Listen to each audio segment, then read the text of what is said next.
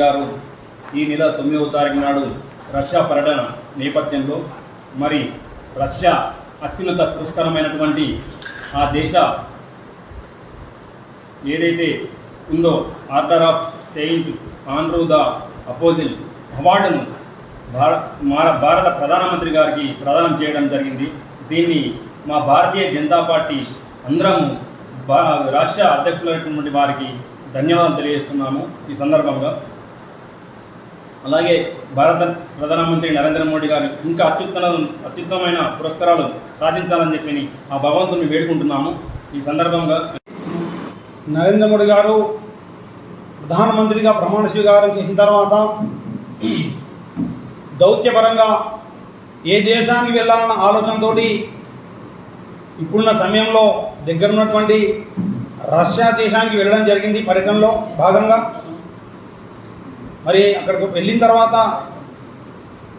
ఫోటోలను పక్కకు పెట్టి రష్యా అధ్యక్షుడైనటువంటి పుతిన్ గారు భారత నరేంద్ర మోడీ గారిని ఆహ్వానించడం జరిగింది. ఆహ్వానించడమే కాకుండా ఆ యొక్క దేశం యొక్క అత్యున్నతమైనటువంటి ఏదైతే అవార్డు ఉందో, పురస్కారం ఉందో, పౌర పురస్కారం ఉందో, order of Saint Andrew the apostles, దీన్ని ప్రదానం చేయడాన్ని భారతీయ జనతా పార్టీ ఈ యొక్క దేశ ప్రజలకు తరఫున, రష్యాకు భారతీయ జనతా పార్టీ తరఫున నరేంద్ర మోడీ గారికి శుభాకాంక్షలు తెలియజేస్తుంది. మొన్నటికి మొన్న పార్లమెంటు సమావేశంలో రాహుల్ గాంధీ మాట్లాడుతూ హిందువులమని చెప్పుకునేవారు హింసను ప్రేరేపిస్తారని చెప్పడం జరిగింది. మేము ప్రశ్నిస్తున్నాం, ముందు మా యొక్క భారతీయ ప్రజలను ప్రశ్నిస్తున్నాం.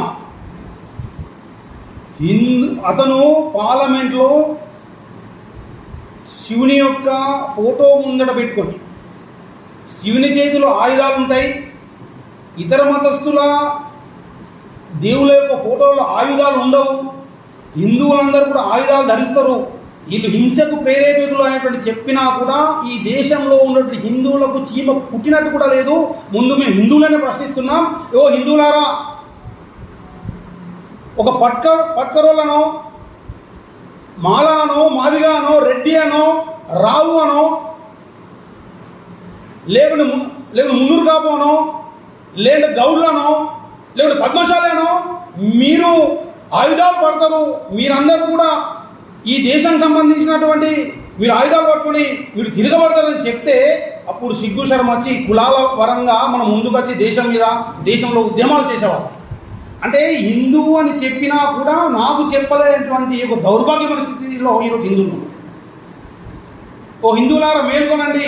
వివేకానంద చెప్పినట్టు ఏ దేశంలో అయితే, ఏ ప్రజలైతే తిట్టినా తిరగబడరో ఆ దేశాన్ని, ఆ ధర్మాన్ని ఆ దేవుడు కూడా రక్షించలేదని చెప్పడం జరిగింది.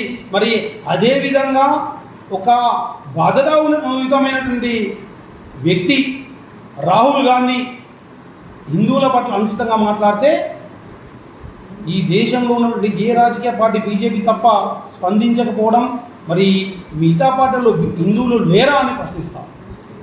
అంతేకాదు తాను మాట్లాడుతూ, రాహుల్ గాంధీ మాట్లాడుతూ అయోధ్యలో బీజేపీ ఓడిపోయింది కాబట్టి అయోధ్య ఉద్యమం కూడా ఓడిపోయిందని చెప్తాడు. దాన్ని భారతీయ జనతా పార్టీ తీవ్రంగా ఖండిస్తూ ఉంది. ఎందుకంటే అయోధ్యలో బీజేపీ ఓడిపోయినంత మాత్రాన అయోధ్య ఉద్యమం నీరు గారిపోలేదు. నువ్వు మోడీ గారు చెప్పినట్టు గతంలో నీకు అసలు ముందే ఏం మాట్లాడాలనో తెలియదు అటువంటి ఒక చిన్న పిల్లల మనస్తత్వం ఉన్నటువంటి వ్యక్తివి నువ్వు. నిన్ను అందరం పప్పు అనేవాళ్ళం. మొన్నటికి మొన్న భారత ప్రధాని నిన్ను బాలక్ అంటే పిల్లవాడిగా పిలిచాడు. ఎందుకు అంటే ఎన్నో ఉద్యమాల తర్వాత రామ మందిర నిర్మాణం అయిన తర్వాత కూడా ఉద్యమము నీరుగారిపోయిందని చెప్పడం నువ్వు పిల్లవాడు చేసినావని చెప్పడం జరిగింది. నువ్వు ఒక బాధ్యత పార్లమెంట్లో ఒక ఎంపీగా, ఒక ప్రజాస్వామ్య దేశంలో ఒక ప్రతిపక్ష నాయకుడిగా ఉన్నటువంటి వ్యక్తివి నువ్వు బాలక్గా కాకుండా ఒక మ్యాచ్యూర్ అయినటువంటి వ్యక్తిగా మాట్లాడని చెప్పి భారతీయ జనతా పార్టీ తెలియజేస్తాను. అంతేకాదు మొన్నటికి మొన్ననే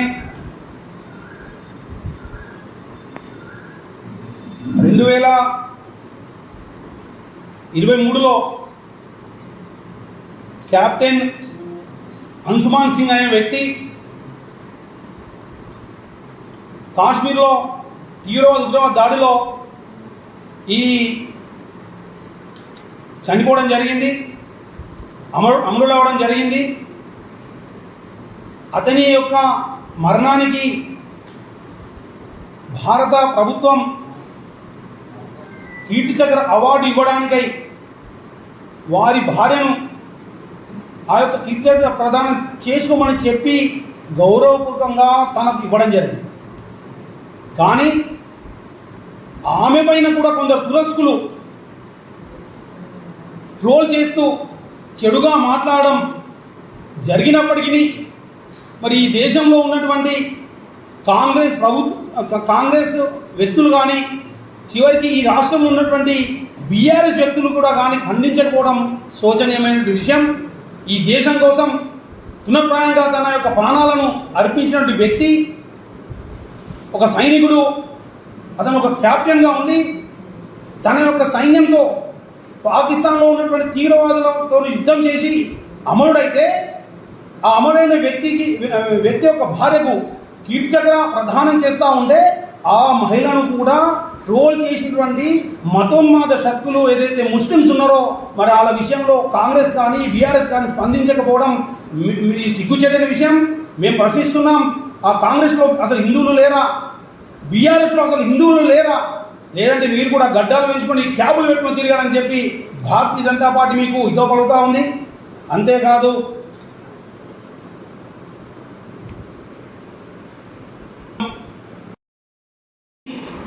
తీర్పునివ్వడాన్ని భారతీయ జనతా పార్టీ స్వాగతిస్తూ ఉంది. నిర్ణయం ఏంటంటే విడాకులైనటువంటి ఏ మహిళ అయినా కూడా హిందూ, ముస్లిం, క్రిస్టియన్ అనేటువంటి భేదభావం లేకుండా, ఎటువంటి వ్యత్యాసం లేకుండా విడాకులైన తర్వాత కూడా ఆమెకు మళ్ళీ వివాహం అయ్యే వరకు ఆమెకు భరణం కట్టించాల్సింది అనేటువంటి విషయం చెప్పడాన్ని భారతీయ జనతా పార్టీ సుప్రీంకోర్టు యొక్క తీర్పును స్వాగతిస్తూ ఉంది. కానీ ఇదే తీర్పును 1985లో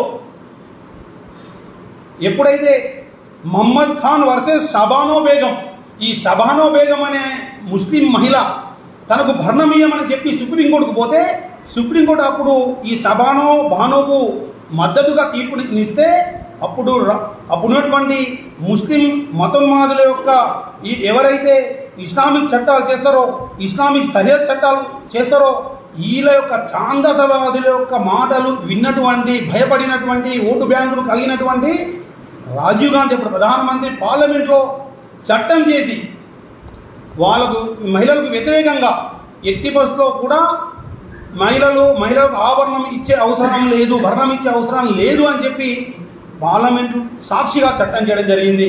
మరి మీరు రాజ్యాంగాన్ని, సుప్రీంకోర్టును అవమానపరచలేదా అని చెప్పి భారతీయ జనతా పార్టీ మిమ్మల్ని ప్రశ్నిస్తూ ఉంది.